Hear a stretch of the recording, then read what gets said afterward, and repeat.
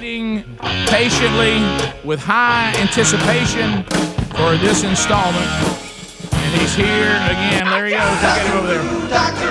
There he is. There he is. What about it, Dr. Luke? The doctor will see you now. Hello, bulldozer and pontoon. Guys, it's hard to believe it, but we are already nearing the halfway point of the 2018 college football season. Where's it going? And that's crazy. It is October, and you know what that means, guys. Bubba is stocking up the back of the Studio Plaza commode with candy corn and peanut M&Ms. Oh, goodness. Bubba, why does it smell like a chocolate factory in the women's bathroom? Hey, Bubba, you got something right there on your lip. Looks like a little candy shell. Hey, reckon Bubba, October really is the best month of the year. Let me tell you something. Yeah, sure. And to celebrate, I've got a little joke for you guys. Oh, okay, here we gosh, go. Here we go. Knock, knock. Who's there? Willie? Willie who? Willie Taggart. Oh, goodness. No.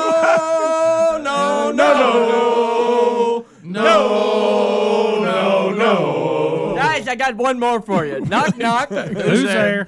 Will he get fired? No.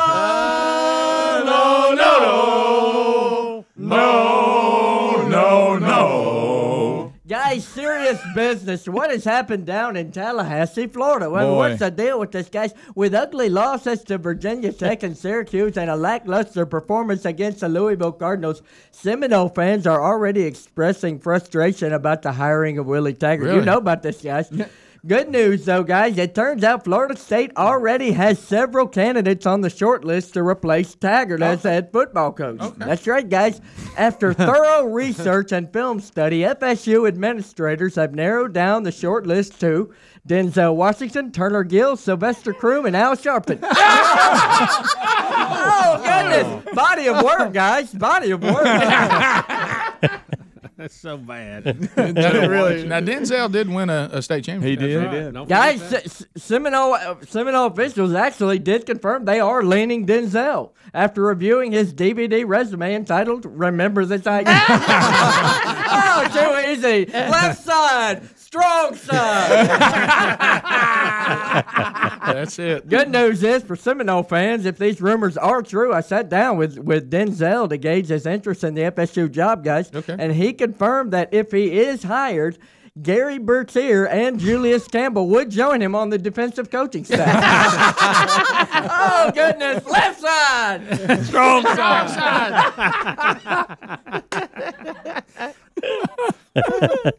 How about another football program on the decline, guys? The Arkansas Razorbacks. Oh, boy. Ugly. You may not believe this, but Arkansas administrators have already authored a solution to stop the bleeding caused by the errant hiring of former SMU coach Chad Morris. The name of this plan is called Pardon the Pig. Have you heard about this? Pardon the Pig. This plan will forgive Bobby Petrino of all prior indiscretions and provide him with all of the Harley Davidsons of his choice if he chooses to return to Fayetteville. Okay. True Pardon story, the pig. guys. Pardon the pig. Yeah. Bobby Petrino says he will consider it as long as they'll throw in a motorcycle mistress. Oh! Come on, Lou. Oh, goodness. Stop it, Lou. Stop it. Come on. Mom's even holding her head on that. That's Oh, no. Come on. Hashtag Fayetteville forgiveness. Hashtag hand him a Harley. Hashtag Suey Susie. Okay. Suey Susie. Suey Susie. I love how he said it. Sure. Guys, Got to find it again. guys, enough You of always have to have a keyword. Enough about coaches, though, guys. Did you hear this crazy story with the Florida Gators? No. Apparently, the Gators football equipment truck caught fire en route to Gainesville after beating the Mississippi State Bulldogs in Mullins' first return to Starkville. Did you hear about this? I did not. This is true. It caught fire in, of all places, Tuscaloosa, Alabama. Really? That's right, guys. It has come as no surprise that investigators have confirmed the blaze was caused by a long bomb from Tua. That's terrible. Stop it. Rethink. Stop that. Go long, Judge Judy. Go long. I'll hit you. I hate that caught fire.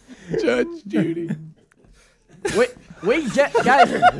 Guys, we joke about Alabama, but the truth is their team is literally on fire, and it's primarily thanks to that lethal three-letter word, T-U-A, the University of Alabama. Mr. Tua Tagovailoa, a.k.a. Tua, you better bet the over, a.k.a. Tua, you don't want no mower, a.k.a. Tua, you ain't seen it rain like this since Noah.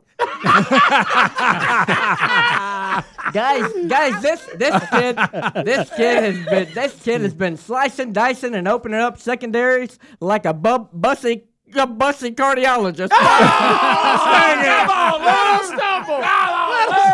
Fumbled it. That was the dang best line of the day, and I missed it. Tiptoeing down that sideline, couldn't stay in bounds. Good gracious, they had all the room in the world. Had all the room in the world. Well, it might seem like utopia in T-Town. Tua Tagovailoa told me, actually, though, he may transfer at the end of the season, guys. Where? Oh, what? Yes, and he told me, and I quote, "I'm sick and tired of sitting the bench." That's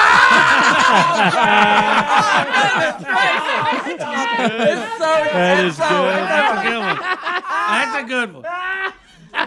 Hawaii, gonna set this bench on fire. Okay. That's good. Serious business. The Alabama Crimson Tide is so good they've literally broken Vegas. This is true story. I kid you not here. In last week's game, gamblers would have had to bet $99,000 on the Crimson Tide to win straight up against Louisiana Lafayette to win $100. That's right, $99,000. Experts say that these odds are actually too good for bettors. In fact, these outlandish odds didn't stop one fervent Bama fan from betting an outrageous $1,600 to win $1.60. This is a true story. Wow. They bet $1,600 to win $1.60. I reached out to the Bama bettor who lives in Alp, Alabama, and goes by the nickname Dubosinator. And he told me, and I quote, "Boy, I almost shot myself in the foot on that one."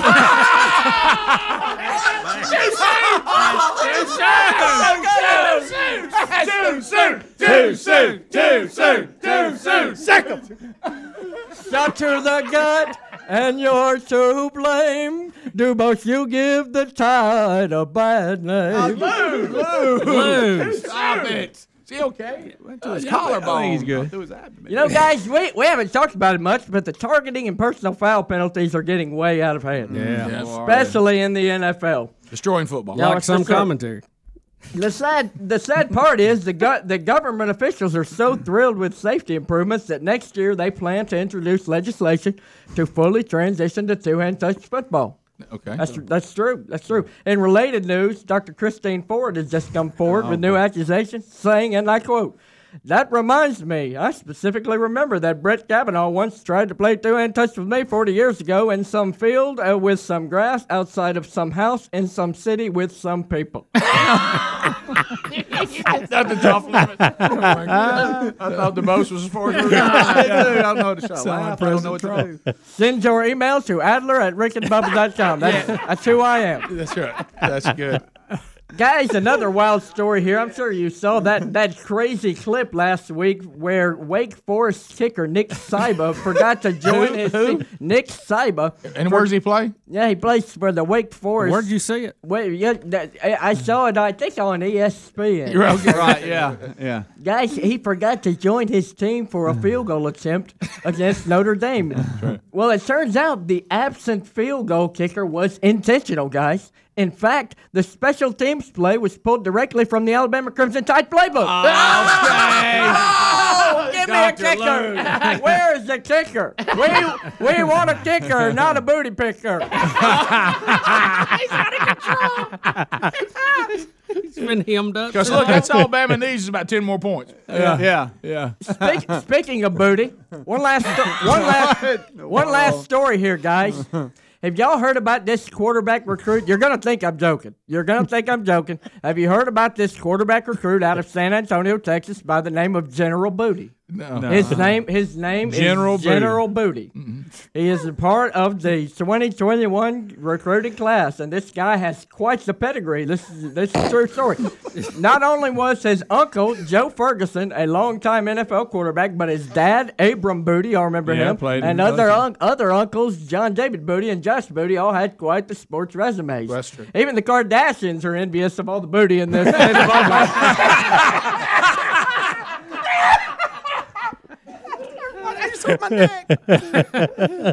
Kidding aside, guys, Big 12 scouts believe that with his talent and reputation, General can't expect many booty calls before he gets to college.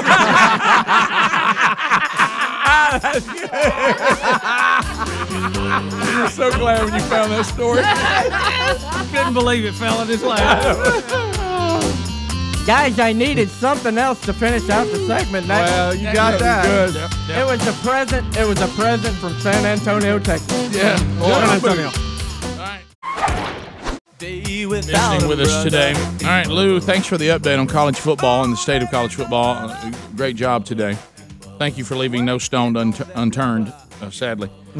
So do we even want to talk about Alabama at Arkansas? Is that even worth mentioning? Even ESPN Trap game, Rick. Trap game. Even ESPN's trying to put it on so early that nobody will see it. Yeah, I mean, how often do you see the number one team in the country that has been so dominating number one at 11 o'clock? Playing an SEC game, playing a you don't conference see game that much. Yeah, at 11 a.m. Guys, I know, Rick over here. You played a lot of video games. So you played NCAA football some. You played probably some football games. Well, when you're growing up and a game gets out of hand, you tell the other person, you say your beat me so bad. Let's just hit the reset button. I think that's what we need to do to college football is just hit the reset button because Alabama is so good. It's impossible to stay with them. I'm thinking that Alabama comes in there is going to make some pick suey soup, and I think you're probably looking at about 52 to 10. 52 to 10 is going to be my final score. Well, they Now, said is that at half? Yeah. Yes, that's after the first quarter. Then Jalen Hurts comes in and they win 52 to 40. They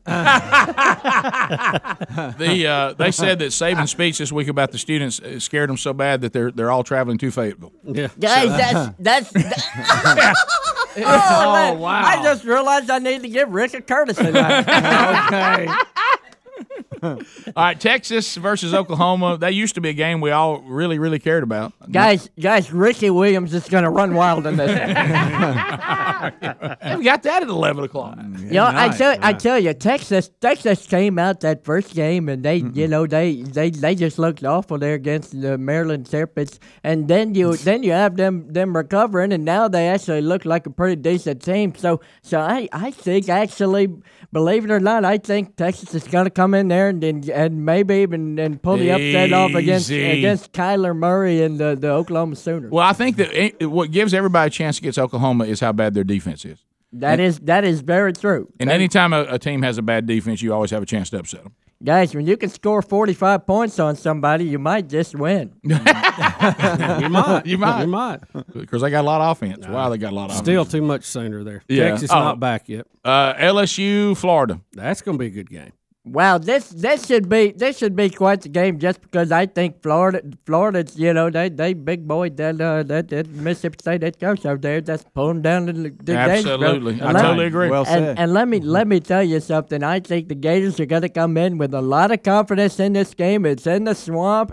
I've seen stranger things happen. Burrows has not had a bad game yet. He hasn't even. In fact, I don't even think that Joe Burrows, the quarterback for LSU, has thrown an interception yet. Oh. I think that's true. I don't think till now. Now you've mojoed him, Lou. And see that's sorry, LSU. That's completely fine with me. I'm pulling for the Gators in this one. I'm pulling for the Gators. Golly, Lou. I think LSU is still better than Florida. Florida's a year away, but they're on the way back. Do you think Kentucky's real? They play Texas A&M.